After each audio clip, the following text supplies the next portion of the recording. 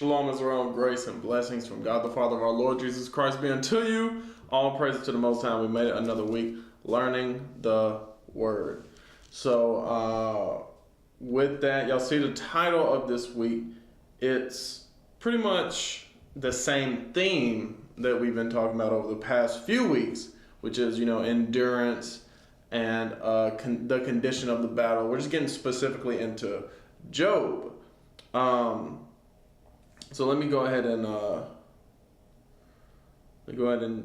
see if we are still, functioning the way that we should be and whatnot. Y'all give me 1 minute. It should be live. We appear to be, at least on this end. So let me check and make sure that we are live on the platforms, all right? This end. Okay, all praise to the Most High. Audio and visual. So let me check Facebook as well real quick before we get started. Okay. All praises to the Most High. We appear to be. Okay, all praises to the Most High. Let me go ahead and cut that off. And I'll go ahead and we'll start it the way that we always do with 2 Timothy chapter 2. Oh, excuse me. Let me bring this down. Do about right there is fine. All right. So in 2 Timothy chapter 2 and verse 15, it says, "Study to show thyself approved unto God, a workman that needeth not to be ashamed, rightly dividing the word of truth." So if you study to show yourself approved to God, study to show God that you are worthy, to show God that you are trying to serve Him, then you'll never be ashamed. And you'll be able to rightly divide the word of truth. Now, with that being said, I don't know how long this class is going to be this week, to be quite honest with you. I don't necessarily want to go into all the book of Job. Maybe that's for another time. But I do just want to give you a brief understanding, comprehension of what the book itself is about. And then we'll get into some of the deeper themes as well. So, with that being said, I was actually looking for something here in the Chronicles, but we'll get back to that here in a minute. All right, so we'll jump right into Job. All right, so I get the title from, as we read in James over the past few weeks. If you've been watching all the lessons that stream on the APT page, where are we at? Here we go. So it's James 5, verse 11. It says, "Behold, we count them happy which endure." We count them happy which endure.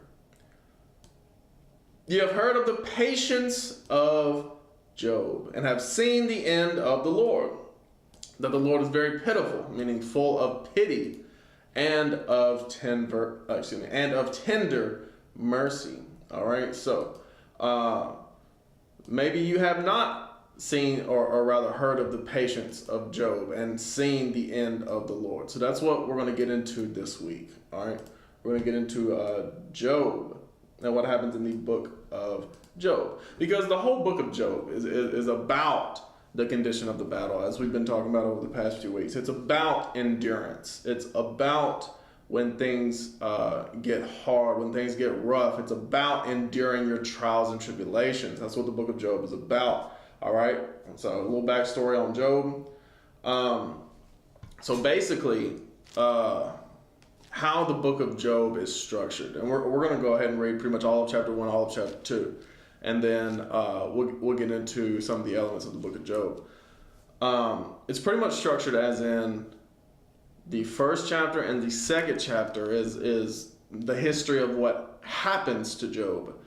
And then chapter 42 is also kind of his end, right? As we just read in James, the end of the Lord, right? And then everything in between is a conversation between him and his friends, all right? And we'll get into that, all right? So Job 1:1, there was a man in the land of Uz, whose name was Job. Uz is in the land of Edom, all right? It was south of the land of Israel. Let's see if I got anything here that talks about Uz, or that shows Uz on the map. If not, I'll just show you in the scripture, because it does say the book of, or rather, in the book of Lamentations, it does say the land of Uz. Does it show here on this map? It says the land of Edom and Arabah, but it doesn't show the land of Uz specifically. Let's see. Does it say the land of Uz on this one? It just says Edomites. Let's see. Kenites, Arabah, ascent of Akrabim. Doesn't say the land of Uz though. Just looking for one of these maps. As y'all can tell, I got a lot of maps, a lot of ancient maps that show the land of Uz. None of them show Uz. Okay. Even this one? No, it doesn't. All right. So in the book of Lamentations, we can get that real quick.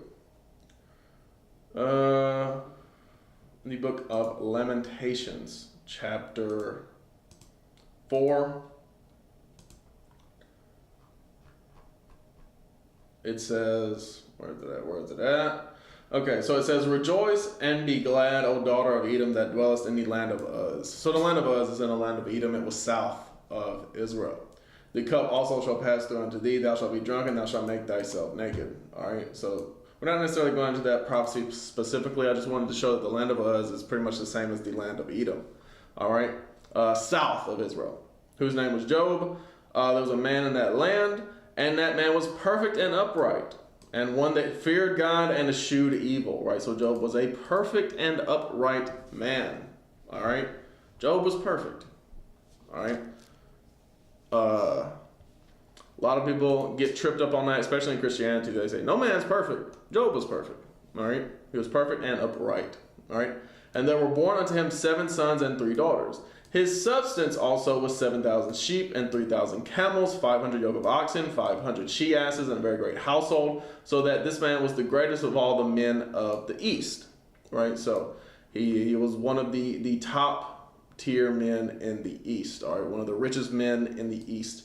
"And his sons went and feasted in their houses, everyone his day." All right? When it says everyone his day, that would be the day of their birth. All right, we talked about this not too long ago on the Sabbath day lessons, not the lessons that I do bring in the Sabbath, but the lessons that we do, like classroom lessons on the Sabbath.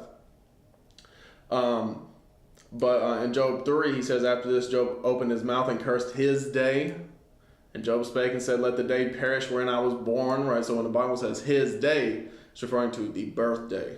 All right, the night in which it was said there was a man child conceived, right? Because back then they couldn't tell you if it was a boy or a girl before it came out, all right? They would know if it was a man child only after it came out the womb, right? When they were born, all right? So his kids was all celebrating their birthdays and stuff, all right?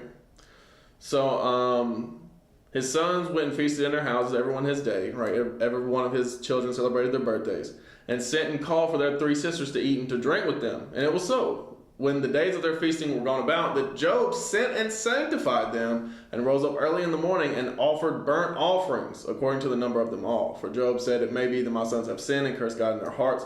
Thus did Job continually. Right, so Job, that's why I didn't necessarily say what ethnicity Job was, because it's a bit of a mystery. All right, whenever you look into like different sources, they say different things.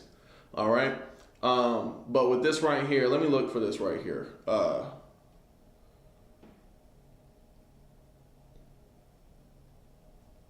And I apologize, but I have to look this up real quick. Y'all forgive me.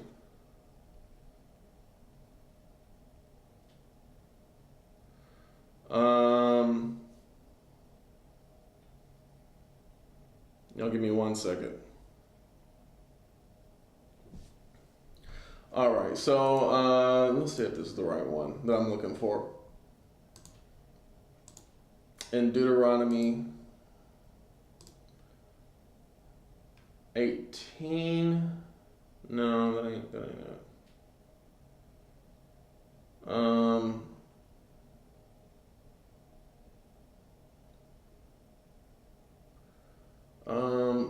Let's see.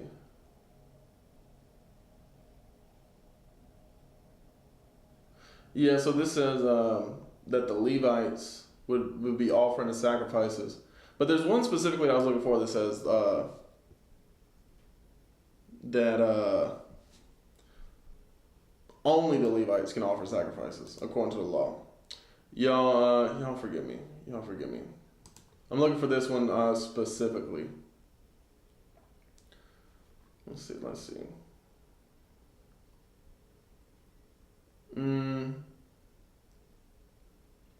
Here we go. Numbers 18. I believe this one will suffice. I don't know if it's necessarily the one I was necessarily looking for, but this might work, all right? And behold, so this is Numbers 18 and verse 21. And behold, I have given the children of Levi all the tenth in Israel for an inheritance, for their service which they serve, even the service of the tabernacle of the congregation, right? So the Levites offered up sacrifices because, they didn't have land, basically. Well, God chose them to do the service, right? And their portion was those sacrifices that they offered up. All right. Neither must the children of Israel henceforth come nigh the tabernacle of the congregation, lest they bear sin and die. You see that right there? So the children of Israel, meaning the rest of the tribes, could not come to offer the sacrifices. Only the Levites. All right. So that order was established. All right. That law was established. All right. So Job, as he was offering burnt offerings, he was more than likely a Levite. All right. Because God would not have accepted his sacrifices if he was any other tribe. All right, and we're going to get into later when we see his friends, when we talk about who his friends are, he had to come way after what some other people may claim the time period that he may have lived in. All right, he had to come way after even the Exodus. He had to come way after the time period of the Judges, at least. All right. But anyway, it says, but the Levites shall do the service of the tabernacle of the congregation, and they shall bear their iniquity. It shall be a statute forever throughout your generations that among the children of Israel they have no inheritance. All right. But the tithes of the children of Israel, which they offer as a heave offering unto the Lord, I have given to the Levites to inherit. Therefore I have said therefore I have said to them, among the children of Israel they shall have no inheritance. Right. So it's only the Levites. It says, neither must the children of Israel henceforth come nigh to the tabernacle of the congregation, right? So the Israelites could not even come into the tabernacle, all right? It was only the Levites, all right? This might be one as well. I don't know. Let's see.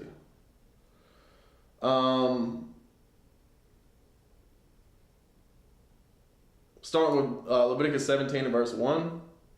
Yeah. So this is actually what I was looking for in Leviticus 17, starting with verse 1. And the Lord spake unto Moses, saying, Speak unto Aaron, and unto his sons, and unto all the children of Israel, saying to them, This is the thing which the Lord hath commanded, saying, What man soever there be of the house of Israel that kill an ox, or lamb, or goat in the camp, or that killeth it out of the camp, and bring it not unto the door of the tabernacle of the congregation to offer an offering unto the Lord before the tabernacle of the Lord, blood shall be imputed unto that man. He hath shed blood, and that man shall be cut off from among his people. You see that right there? So nobody can sacrifice on their own as far as the tribes of Israel are concerned. All right?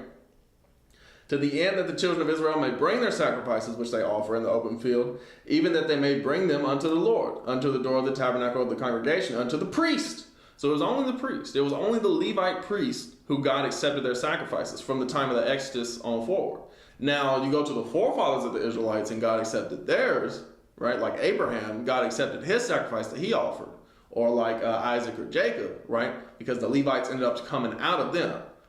But after the Exodus, everything post-Exodus, you had to be a priest for God to accept that sacrifice. All right?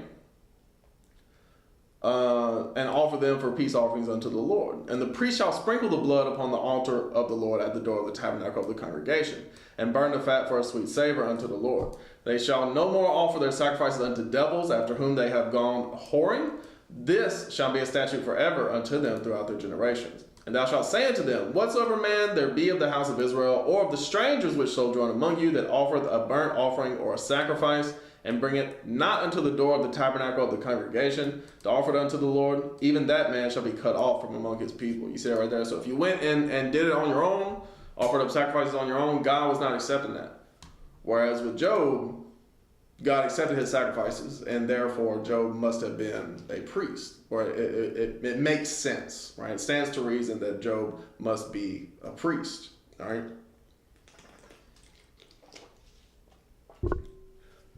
And it says, and rose up early in the morning and offered burnt offerings according to the number of them all. For Job said, it may be that my sons have sinned and cursed God in their hearts. Thus did Job continually, right? So God called him perfect and upright. He was always offering up sacrifices for his children, all right? So that's what leads me to believe that Job himself was a priest, was a Levite. I do want to go ahead and look this up real quick about Job Septuagint. Yeah. Because the Septuagint adds a lot to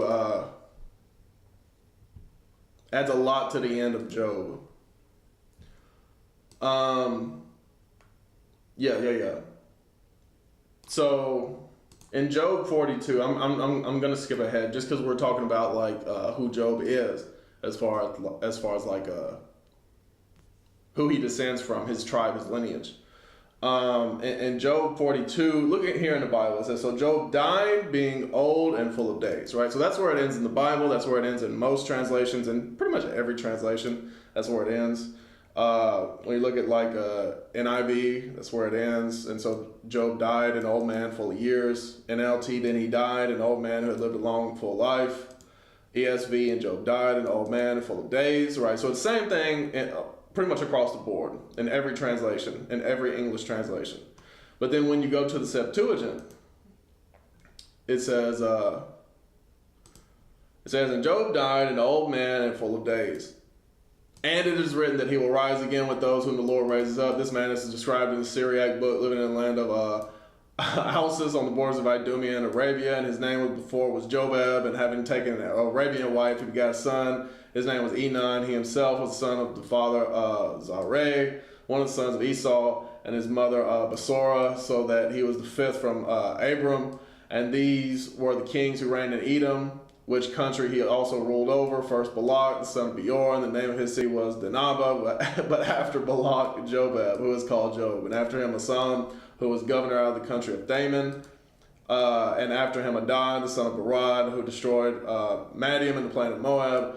And the name of his city was Gethaim, and his friends who came to him were Eliphaz of the children of Esau, king of the Temanites, Baldad, sovereign, the Salshaeans, Sophar, king of the Minians.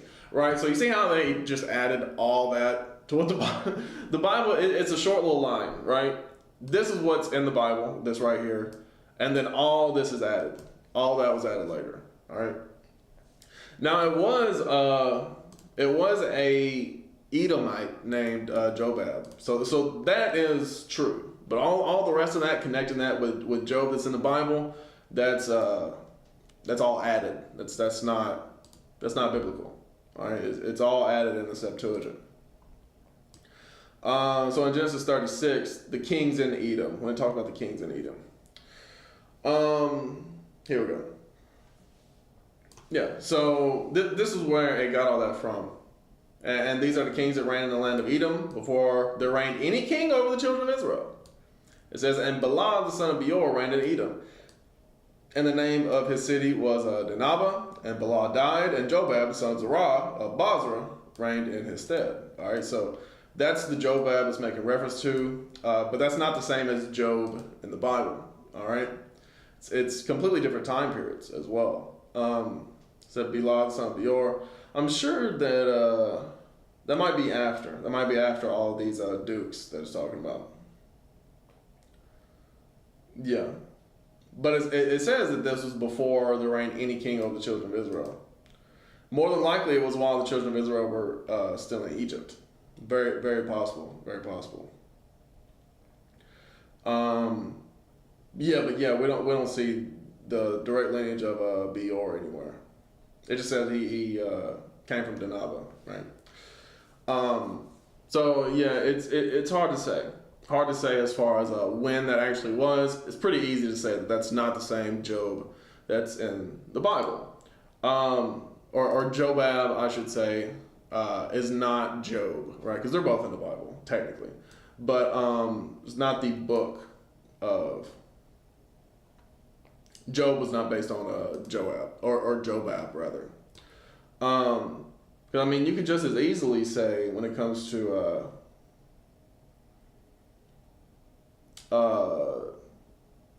like the lineage of Job, you could say that it's here in Genesis 46 when it says the sons of Israel, right? Issachar, and it says verse 13, and the sons of Issachar were Tola, Puvah, and Job, and Shimron, right? So you can say, well, it's talking about that Job, right? Even though I wouldn't, because timelines don't add up, I wouldn't even say that this Job that we read about in the Bible was a Issacharite. I would say it was a Levite because he was offering up sacrifices that God accepted, right? So more than likely that would make him a priest. All right. So even in the KJV lineages, when you look at the KJV lineages, now some of these are good because some of these they get from the Bible. Others are not very good. But this is what's in the... you won't find this in the 1611 editions because the 1611 editions are pretty much printed for... I don't know if these are what they had printed for common folk back in the day, or these aren't exactly the same things that they sent out, whatever the case may be. These were in the grandiose versions. The 400th anniversary editions is where you can find these KJV lineages. Or one of the original prints, and those would be very hard to come by. But all praises to the Most High. The scans are all on the internet. So all you have to do is look up 1611 KJV lineages, and you'll see Abraham and Keturah, right? Because they have Job listed as a Midianite, which I wouldn't say that as well, but I won't necessarily hide it from you. I'll show it to you. Like I said, some of these are good. I wouldn't say that this... I wouldn't say that's who he is. And the way they come about this, as you can see, they don't show his direct descent because, it doesn't explain his direct descent, all right? And they just use, as a scriptural reference here, they just use Job 1:1, which, as we just read, it doesn't say his lineage exactly. So there's much dispute on who Job descended from, and what time period he lived in, even. So I have here the Compact Bible Dictionary, all right, the Zondervan Compact Bible Dictionary. And I just want to read this because I don't necessarily even agree with their assessment, but it's more accurate than some of the others. It's more accurate than what you find in the Septuagint. So I just want to read this out to you so y'all can make up your own minds on this one. Because like I said, there's no definite answer. So let me just look this up real quick. Job here in the Zondervan Compact Bible Dictionary. Let's see. Get to the... Here we go. So when it comes to Job, all right, it says Job, meaning uncertain. Chief character of the book of Job, one of the wisdom books of the Old Testament, and great literary masterpiece written in form of poetry.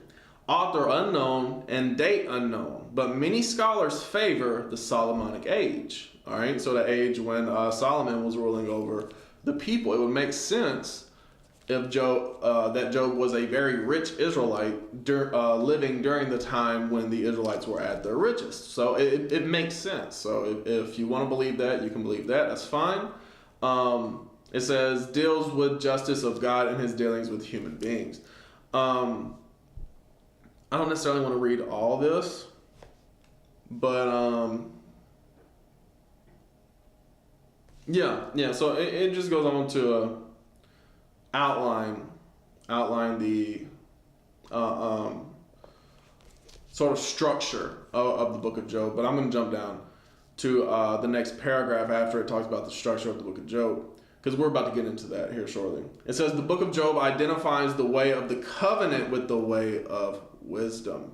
All right, so it shows you in the book of Job, when you actually read it, it shows that it must have come far after Moses' time, because some people say, well, Job, like even with the Septuagint, right? Like, oh, he was living in Esau's, he was one of the first kings of Esau, and like all this kind of stuff. And even other people will say, well, Job was a pre-Israelite age or whatever. But when you actually read the book of Job, you see that he makes references to the covenant. He makes reference to like Deuteronomy 28, for example. But they even use chapter 28 and verse 28, and we'll get that at some point. It says, the book of Job identifies the way of the covenant with the way of wisdom, and so brings philosophy under the authority of divine revelation, right? So, and that's what we're going to get into as far as the wisdom that the book of Job offers, all right?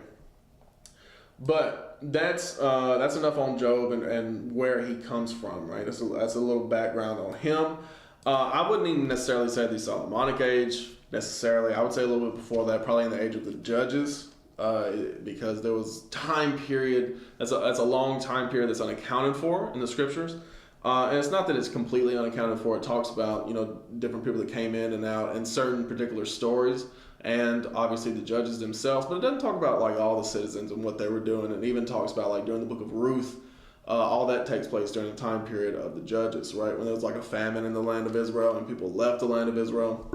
That may be the time period that Job was living in, that time period of about Ruth, perhaps. That's what I'm leaning towards. Could have been in the Solomonic age. That makes sense as well. But like I said, that's enough backstory on Job himself. He offered up sacrifices. That's what leads me to believe he is a Levite priest.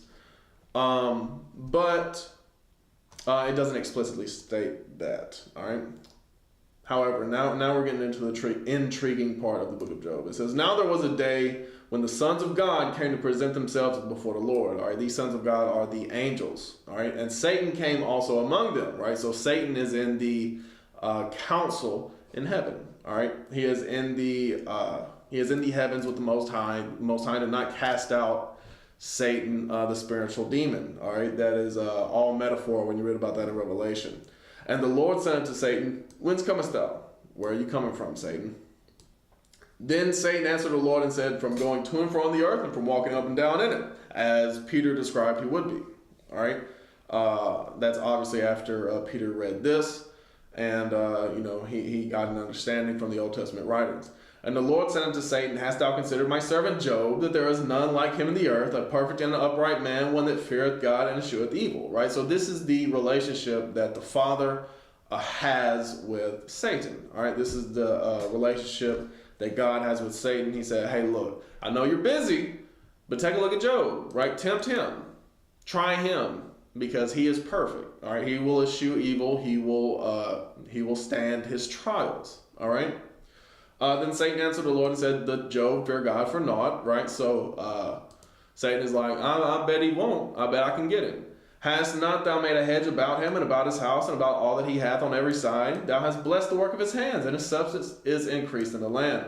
But put forth thy hand now and touch all that he hath, and he will curse thee to thy face.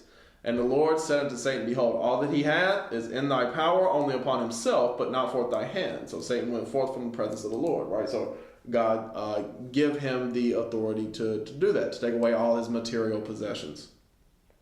And there was a day when his sons and his daughters were eating and drinking wine in their eldest brother's house. And there came a messenger unto Job and said, the oxen were plowing and the asses feeding beside them, and the Sabeans fell upon them and took them away. Yea, they have slain the servants with the edge of the sword, and I only am escaped alone to tell thee. While he was yet speaking, there came also another, and said, The fire of God is fallen from heaven, and hath burned up the sheep and the servants, and consumed them, and I only am escaped alone to tell thee. Right? So all these different things are happening to Job's themes. All right? Let's see. While he was yet speaking, there came also another, and said, The Chaldeans made out 3 bands, and fell upon the camels, and carried them away, yea, and slain the servants with the edge of the sword, and I only am escaped alone to tell thee. While he was yet speaking, there came also another, and said, Thy sons and thy daughters were eating and drinking wine in their eldest brother's house. And behold, there came a great wind from the wilderness, and smote the 4 corners of the house, and it fell upon the young men, and they are dead, and I only am alone, and I only am escaped alone to tell thee. Right? So his children died in a tornado. All right. Then Job arose and rent his mantle and shaved his head and fell down upon the ground and worshipped and said, Naked came I out of my mother's womb, and naked shall I return thither. The Lord gave, and the Lord hath taken away. Blessed be the name of the Lord. And all this Job sinned not, nor charged God foolishly. So you see that right there. So throughout all this, that everything was taken away from him. He never sinned against the Lord. And he had the understanding to know that, hey, the Lord can give and take away as he pleases, all right? It's not, I was just saying this earlier, God doesn't owe us anything, nothing at all. We owe him everything, all right? That's important to keep in mind. Job had that understanding, all right? Again, there was a day when the sons of God came to present themselves before the Lord, and Satan came also among them to present himself before the Lord. And the Lord said unto Satan, From whence comest thou? And Satan answered the Lord and said, From going to and fro in the earth, and from walking up and down in it. Right? So the Lord's like, Hey, where you been? And Satan's like, Hey, I've been busy. Right? And the Lord said unto Satan, Hast thou considered my servant Job, that there is none like him in the earth, a perfect and an upright man, one that feareth God and escheweth evil, and still he hold fast his integrity. Right? He said, He ain't give up on me. Although thou moved me against him to destroy him without a cause. You see that right there? So even in that response right there, you can see that it hurt the Lord to even take away the material possessions of Job, right? And his kids, yeah, but his kids were sinful. They were doing sinful things. They were doing things they weren't supposed to, right? So it was only right that they met their death. But God said, look, I ain't necessarily want to do this to Job, all right? But he had to go through it, right? Job had to withstand his trials. All right. Although thou moved me against him to destroy him without a cause. And Satan answered the Lord and said, Skin for skin, yea, all that a man hath will he give for his life. But put forth thy hand now and touch his bone and his flesh, and he will curse thee to thy face. So Satan's right. But Satan's like, look, I bet you if you hurt him, right? I bet you if you take away his health, that'll get him, right? And the Lord said unto Satan, Behold, he is in thy hand, but save his life. Right? So, hey, you can't kill him, but you can give him sickness. All right? So so went Satan forth from the presence of the Lord, and smote Job with sore boils from the sole of his foot unto his crown. And he took him a potsherd to scrape himself withal, and he sat down among the ashes. You see that right there? So, he was scratching himself with a little potsherd, right? A little broken vase or whatever the case may be. Then said his wife unto him, Dost thou still retain thine integrity? Curse God and die. You see that right there? So his wife has given up on him, right? That's Satan's hidden weapon there. Satan's secret weapon is for him to turn your wife on you. All right, same way that he did with Eve. All right. But he said unto her, Thou speakest as one of the foolish women speaketh. What? Shall we receive good at the hand of God, and shall we not receive evil? And all this did not Job sin with his lips. So this is actually tying back to what I had mentioned in this past week's lesson as far as shall evil be done in the city, and the Lord hath not done it, right? God creates peace and evil, all right? So, as it said, and Job had to understand it, right? He understood that he serves the Almighty, right? So he said, look, I can receive good at the hand of God and receive evil. You know, it is what it is. It is what it is. And all this did not Job sin with his lips, right? He never cursed God. He never turned against God. He never started to worship another God, right? Now, when Job's 3 friends heard of all this evil that was come upon him, they came everyone from his own place. Eliphaz the Temanite, all right? So the Temanite, and then it says Bildad the Shuhite and Zophar the Naamathite, all right? So they had made an appointment together to come to mourn with him and to comfort him, right? So when talking about these 3 friends right here, the Temanite, and Israelites have a real problem with like acknowledging that these men could be of the other nations, which is pretty weird because I mean, even with Job being an Israelite doesn't mean he doesn't have like friends that are the other nations. I mean, it's very common for people to have friends that are not their same race. But when they called him a Temanite. You go to Genesis 36, because he's living in the land of Uz, right? And as we discussed, Uz is the land of Edom, right? So whether these people are, of these ethnicities or just from these areas, it's, we don't necessarily have more information other than, just what it says here as far as like the Temanite, the Shuhite, and the Naamathite, other than they speak on, the judgment of the God of Abraham, Isaac, and Jacob. Other than that, I mean, you could use that to say that they're all Israelites because they all know the God of the Israelites. But, I mean, all these, as we're about to show, they all come from Abraham, right? So even if all these people are literally Temanites, Shuhites, and Naamathites, they all descend from Abraham. So it would stand to reason that they all followed the God of Abraham.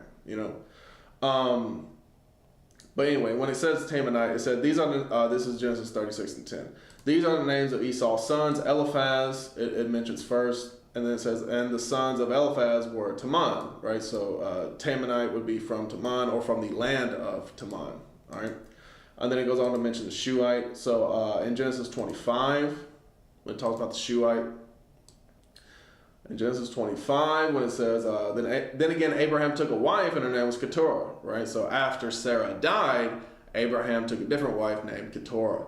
And she bare him Zimran and Jokshan, Medan, Midian, Ishbak, and Shua. You see that right there? So Shua being another one of the sons of Abraham, all right?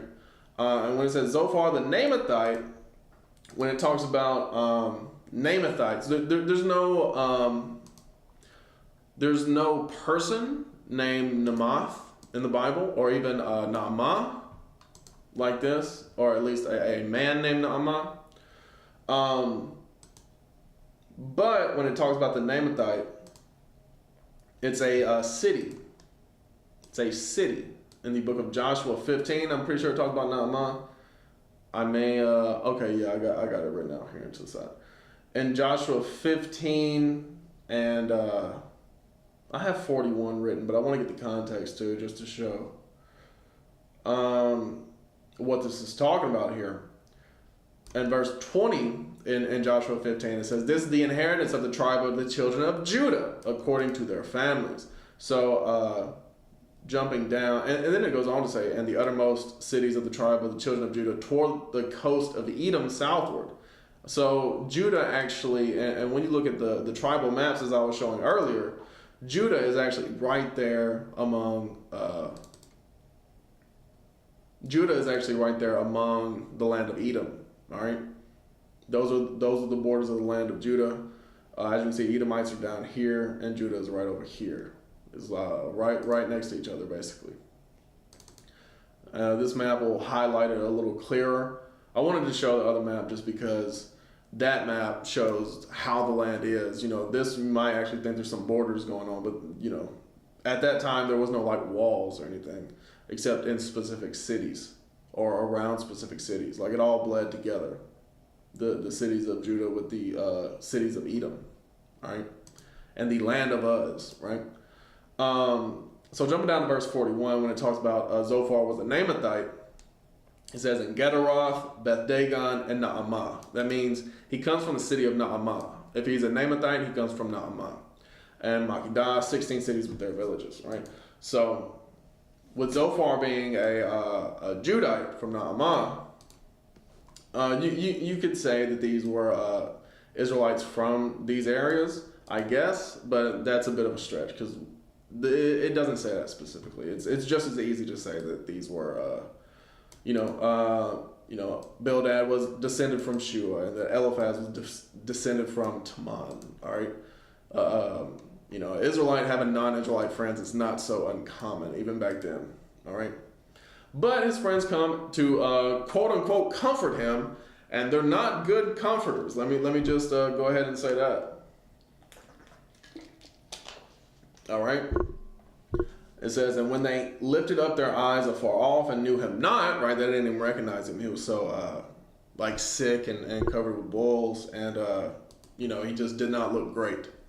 All right. They lifted up their voice and wept, and they rent everyone his mantle and sprinkled dust upon their heads toward heaven, right? That was a custom in ancient days. When you were mourning, you would rip your clothes and sprinkle ash or dust on your head. So they sat down with him upon the ground 7 days and 7 nights, and none spake a word unto him. For they saw that his grief was very great. All right. So they sit there with him a week, and nobody said anything. They sit there with him a whole week, and nobody said anything. All right. Again, shows you how great they were at comforting him. But when we actually get to them talking, you'll see that they didn't comfort him well at all. All right. So this is how the book of Job goes on to play out for the next, 39 chapters, or even 40 chapters, because chapter 42 is where we pick back up, or 39, 40 chapters, however you count it. But in Job 3, we just read that a while ago, where he said, let the day perish when I was born, and the night in which it was said there was a man-child conceived. He said, I wish I was never born, right? He's getting depressed because of what he's going through. And then jumping down, he said, cursed be the day wherein I was born, right? He cursed his day, let the day perish wherein I was born. In verse 10, it says, because it shut not up the doors of my mother's womb, nor hid sorrow from mine eyes. He said, I would have rather died as an infant than go through what I'm going through now. Why died I not from the womb? Why did I not give up the ghost when I came out of the belly? You see that right there? Why did the knees prevent me, or why the breast that I should suck? So you see that right there? He said, I wish I would have died as an infant.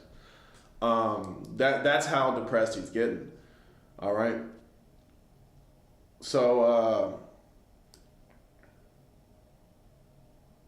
they're jumping down to verse 25. He said, for the thing which I greatly feared is come upon me, and that which I was afraid of is come unto me, right? Because of what I'm going through, I was worried something like this would happen, right? I was worried about losing it all. I was worried about things going from good to bad as far as blessing, right? And losing all my blessings, all right?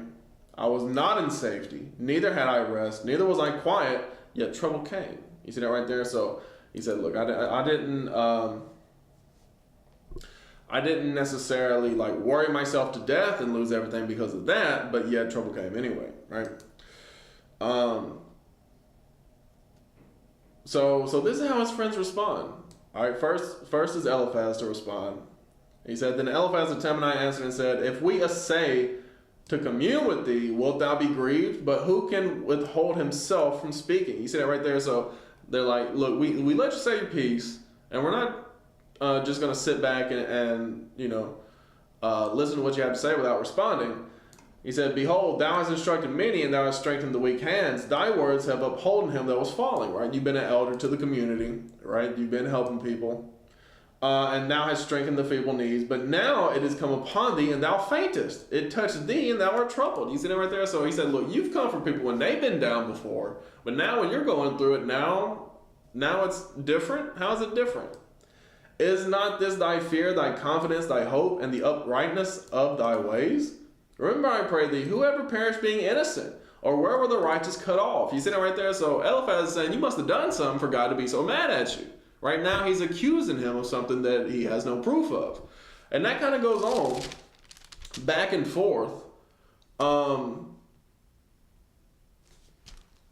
Yeah, so Eliphaz rails into him for the next 2 chapters. And then Job responds, but Job answered and said, "Oh, that my grief were thoroughly weighed and my calamity laid in the balances together. For now it would be heavier than the sand of the sea, therefore my words are swallowed up." You see that right there? So he's saying, look, I wish I could hold it in. I wish I could explain to you how bad I'm feeling right now, because I truly can't. So jumping down, it said, "The things that my soul refused to touch are as my sorrowful meat. Oh, that I might have my request, and that God would grant me the thing that I long for," right, for death. "Even that it would please God to destroy me, that he would let loose his hand and cut me off. Then should I yet have comfort. I would hide myself in sorrow, let him not spare, for I have not concealed the words of the Holy One." So he said, look, I haven't, it's not like I've held back the words of God, right? He said, I wish he would just grant me this request. He said, "It's not my help in me, and his wisdom driven from me. To him that is afflicted, pity should be showed from his friend, but he forsake the fear of the Almighty." You see that right there? So he's like, you're supposed to be my friend. You're supposed to be comforting me in this trying time. And you're just, railing on me, basically. He said, "My brethren have dealt deceitfully as a brook, and as the streams of brooks they pass away." Let's see.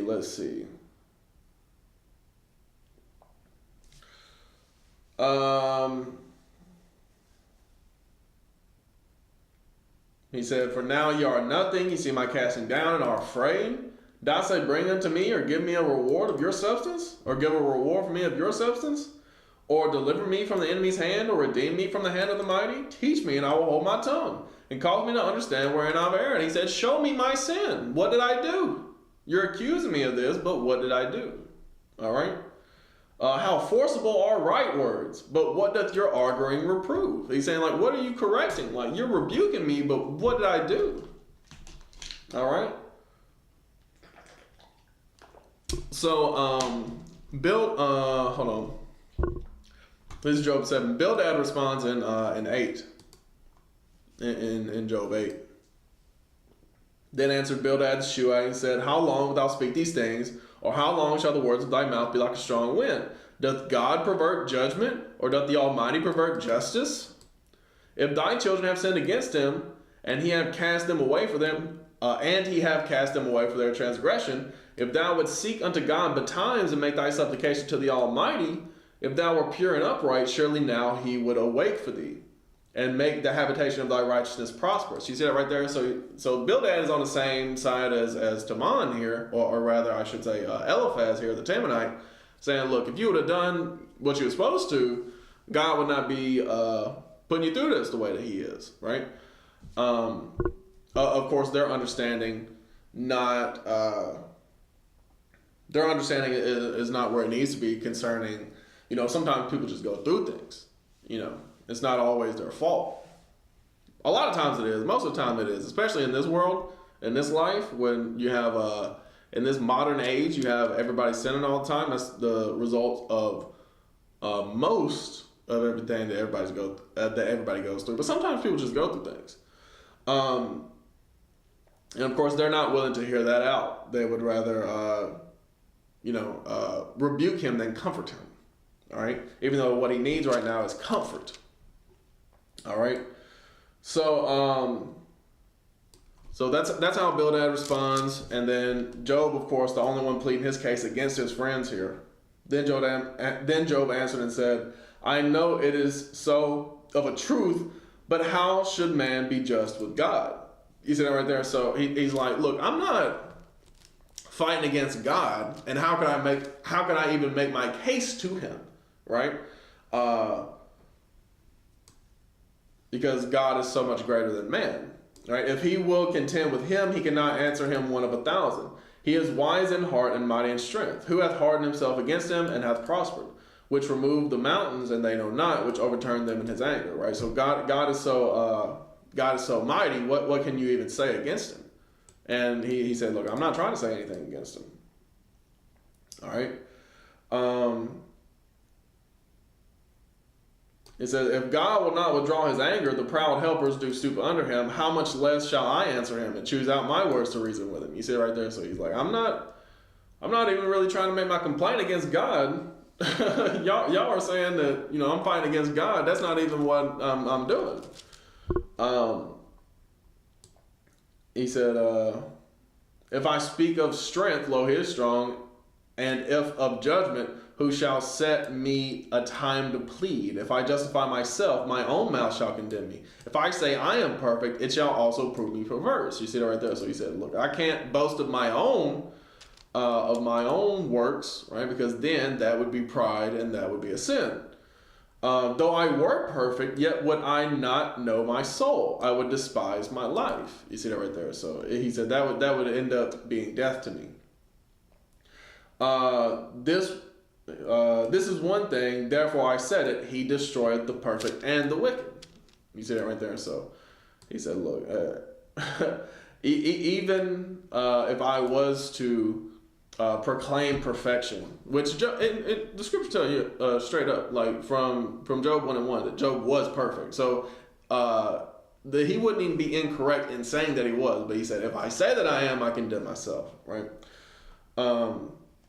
If the scourge slay suddenly, he will laugh at the trial of the innocent. You see that right there. So that's the power of God. He could, if he wanted to, just destroy the innocent, destroy the perfect. But that's not, once you get into the book of Job and how it ends up, that's not how it ends up turning out, right? So Job carries on until chapter 11 when Zophar the Naamathite steps in.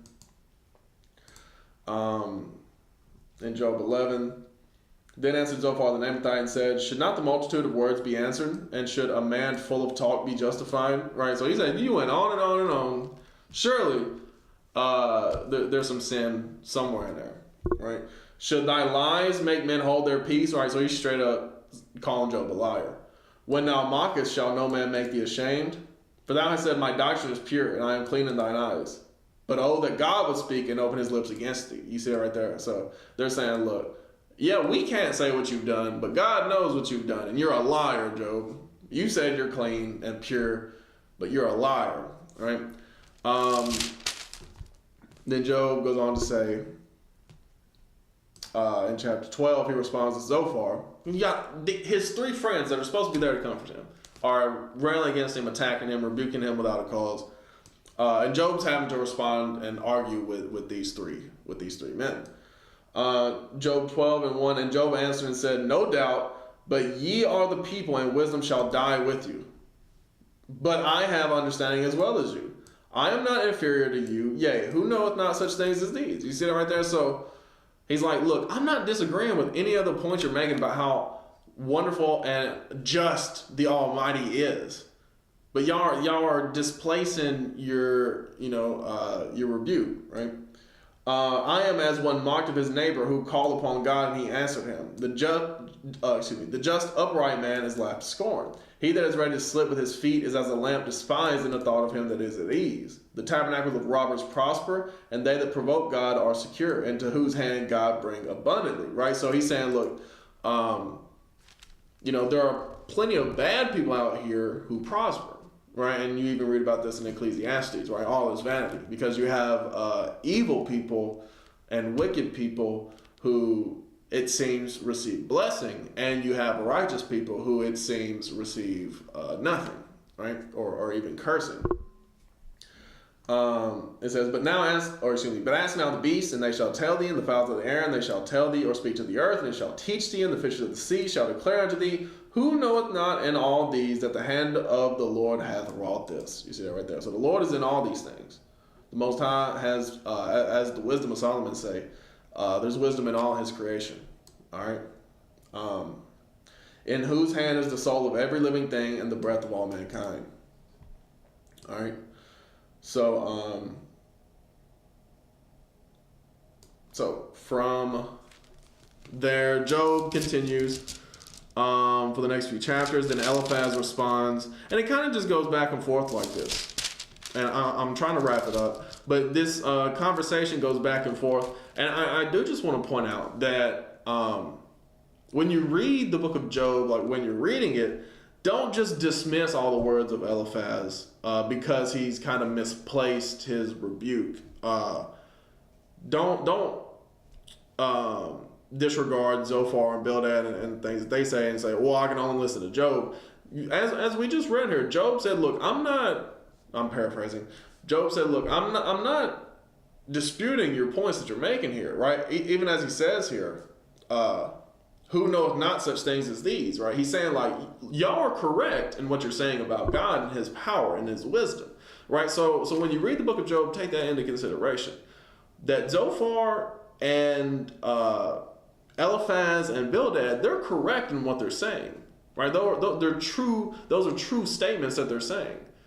They just should not have been rebuking Job. They should have been comforting him, right? They said the right things, but the wrong way, I guess. So yeah, this conversation goes back and forth until Job pretty much had enough of it come chapter 26. And when it said, I do just want to point out, because I had read that it had referenced in the Zondervan Comeback Bible Dictionary, it had referenced Job 28:28. I do just want to read this right quick just to show what that was talking about.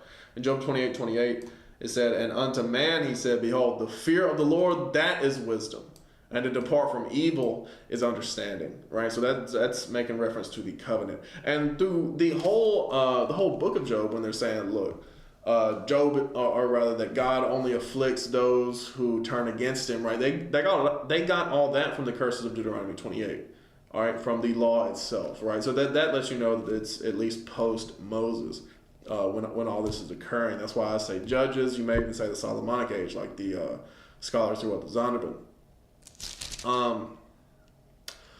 But from there, Job tends to go on and on until you get to chapter 32, and then Elihu steps in, and he goes on and on. But I guess it's Elihu, and he speaks up until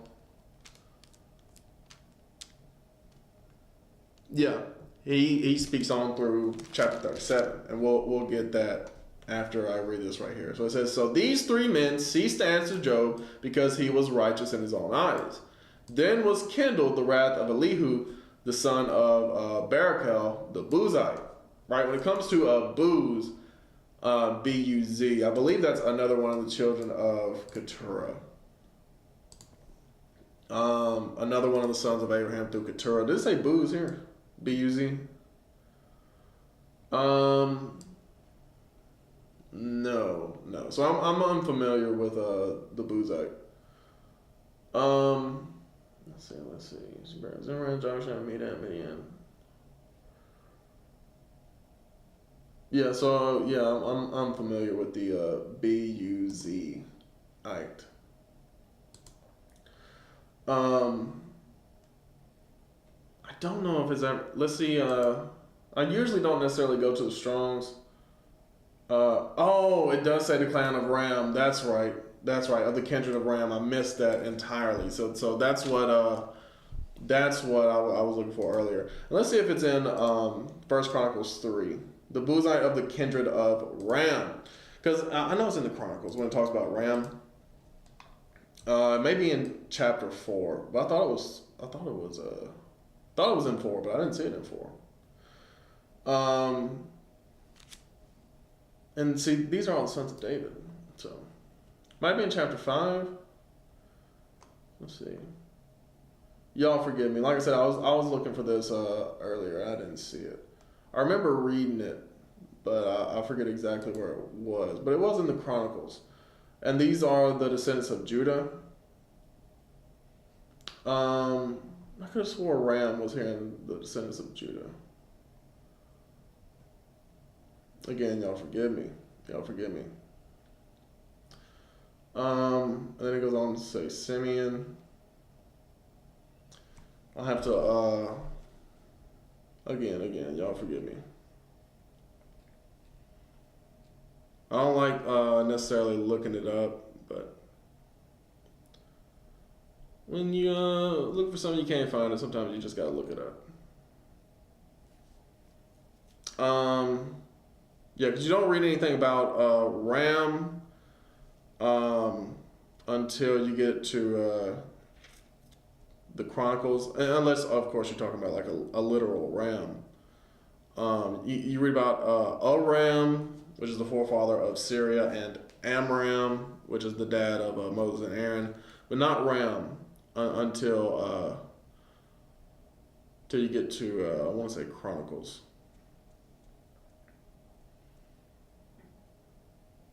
Of course, Ramah and Ramoth Gilead, and all that stuff, all that good stuff. Let's see.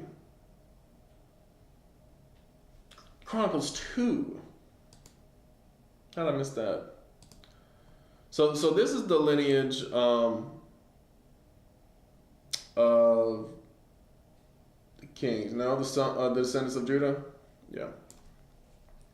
All right. So it goes into the sons of Judah, and then you get to the sons of Hezron. All right. It says that was one of the sons of Pharez, was Hezron. All right. And then here you have the sons also of Hezron that were born unto him, Jeremiel and Ram and Chelubai. And Ram begot Amminadab, and Amminadab begot Nahshon, prince of the children of Judah, right? And then it goes on to say Nahshon, Salma, Boaz, Obed, Jesse, and then of course out of Jesse come David. All right. So Ram was of the royal seed in Judah. All right, but if you're a descendant of Ram and not quite Davidic, then you kind of branch off from the royal line. But Ram was one of the forefathers of David. All right. So when it says the Buzite, that must be one of the kindred of Ram, right? So Elihu was a Judite, Zophar was a Judite. Wouldn't be too far fetched to say that a lot of these men were Judites around Job. All right, but it says then was kindled the wrath of Elihu the son of Barakah the Buzite of the kindred of Ram against Job. Was his wrath kindled because he justified himself rather than God? Right. So, and then Elihu goes on. But then in verse 3 it says, also against his 3 friends was his wrath kindled because they had found no answer and yet had condemned Job. So Elihu is really the only one standing up for what's right here. Job standing up for himself because, of course, in that situation you would, when people are accusing you of things, you would, have to defend yourself, right? But Elihu said you should have still, defended God instead of men. And said now Elihu had waited till Job had spoken because they were elder than he. You see it right there. So he knew his place. When Elihu saw that there was no answer in the mouth of these 3 men, then his wrath was kindled. Now Elihu the son of Barakah the Buzite answered and said, I am young, and you are very old. Wherefore I was afraid, and does not show you mine opinion. I said, days should speak, and multitude of years should teach wisdom. But there is a spirit in man, and the inspiration of the Almighty give them understanding. Great men are not always wise, so old men are not always wise, neither do the aged understand judgment. Therefore I said, hearken to me, I also will show my opinion. Right, so then he goes on to speak for the next few chapters until you get to chapter 38. All right. And after this,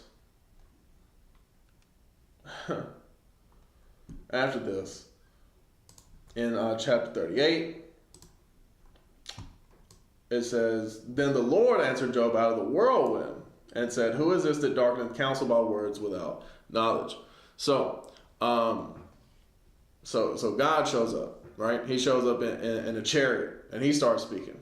All right. So it says, who is this that darkeneth counsel by words without knowledge? Gird up now thy loins like a man, for I will demand of thee, and answer thou me. Wherefore wast thou when I laid the foundations of the earth? Declare if thou hast understanding. You see it right there. So God gets sick of hearing this back and forth between these men, and Elihu being the only one that kind of stands up for the Most High here in the right way. So God goes on to speak of his creation for the next few chapters until you get to chapter 42. All right? Till you get to chapter 42.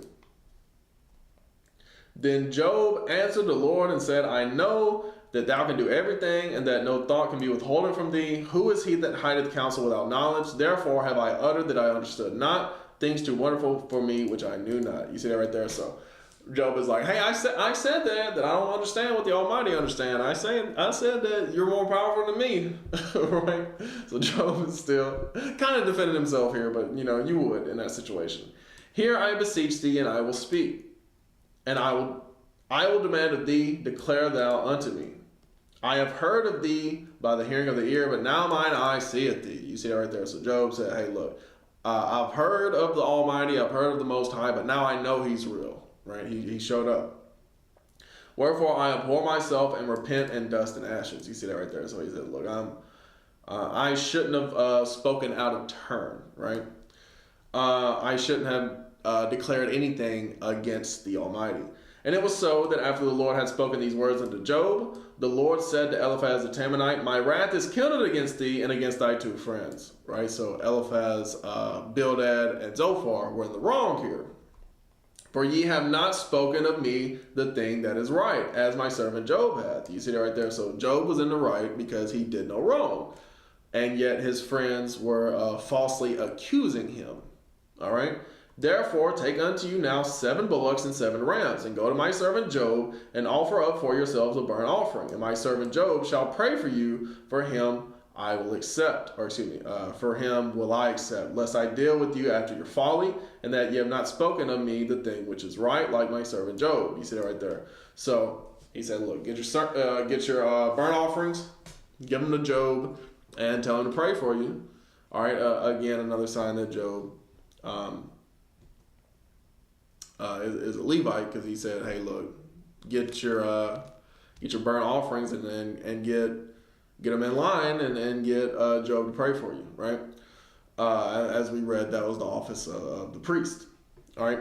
So Eliphaz the Temanite and Bildad the Shuhite and Zophar the Naamathite went and did according as the Lord commanded them. The Lord also accepted Job, right? So the Lord accepted the sacrifice and the prayer, or the offering and the prayer from Job. And the Lord turned the captivity of Job when he prayed for his friends. Also, the Lord gave Job twice as much as he had before. You see that right there? So Job, he endured his trial, his tribulation, and the Lord blessed him twice as much as he had before. And it goes on to name what he had. Then came there unto him all his brethren and all his sisters, and all they that had been of his acquaintance before, and did eat bread with him in his house. And they bemoaned him and comforted him over all the evil that the Lord had brought upon him. Every man also gave him a piece of money, and everyone an earring of gold. So the Lord blessed the latter end of Job more than his beginning. For he had 14,000 sheep, 6,000 camels, 1,000 yoke of oxen, 1,000 she-asses. He also had 7 sons and 3 daughters. He called the name of the first Jemimah, and the name of the second Keziah, the name of the third Keren-Happuch. And in all the land were no women found so fair as the daughters of Job, right? So he had beautiful children, and their father gave them inheritance among their brethren, right? So he had so much stuff that he left inheritance to his daughters as well. See, back then you would just leave inheritance to your sons and marry off your daughter to a man with, much substance, right? After this lived Job 140 years and saw his sons and his sons' sons, even 4 generations. You see that right there. So he saw his, what would that be, great-grandchildren? So Job died being old and full of days, right? So from there, I want to close it out with Sirach 2, Book of Ecclesiasticus, chapter 2, and kind of just get to the point here. And I've read this, I don't know if it was last week or the week before last, regardless, but I want to read this here in verse 4, and verse 4 and 5, why Job went through what he went through. All right. Whatsoever is brought upon thee, take cheerfully, and be patient when thou art changed to a low estate, right? So Job could have used a little bit more patience, but we see that he did have enough patience to make it through. He didn't ever sin against the Most High. The Lord accepted him. All right? Be patient when thou art changed to a low estate. For gold is tried in the fire, and acceptable men in the furnace of adversity, right? So for gold to be refined, because when you get it up out of the ground, it's like mixed with not only dirt, but like other rocks, other minerals. For it to be refined into pure gold, it must go through the fire. So must man also go through adversity. And that's the case with Job. He had to go through adversity to figure out where he was weak at and to get stronger as a man of God. All right? So, as it says here, ye that fear the Lord, wait for his mercy, and go down aside, lest ye fall. Verse 10 says, look at the generations of old and see. Did ever any trust in the Lord and was confounded? Job wasn't confounded. The Lord accepted him. All right? Or did any abide in his fear and was forsaken? Or whom did he ever despise that called upon him? Right? The Lord didn't despise Job. He increased his latter end more than his beginning. So with that, hope y'all learned something. I'm going to go ahead and close it out with Matthew 26. All right, Matthew 26. I don't think there's any like comments or questions or anything like that. I never ask for y'all to send them in or whatever, but feel free to send those in. I'll try to remember to ask whenever I open it up. This Friday night lesson. So in Matthew 26 and start with 6, now when Jesus was in Bethany in the house of Simon the leper, there came unto him a woman having an alabaster box of very precious ointment and poured it on his head as he sat at meat. But when his disciples saw it, they had indignation, saying, to what purpose is this waste? For this ointment might have been sold for much and given to the poor. When Jesus understood it, he said unto them, why trouble ye the woman? For she hath wrought a good work upon me. For you have the poor always with you, but me have not always. For in that she hath poured this ointment on my body, she did it for my burial. Verily I say unto you, wheresoever this gospel shall be preached in the whole world, there shall also this that this woman have done be told for a memorial of her. So with that, all praise to the Most High for that sister doing a wonderful thing for our Lord. And I hope y'all learned something. Hey, endure like Job did, right? You see the patience of Job and you see how he was increased at his latter end. All right? So with that, I say shalom and let God be magnified.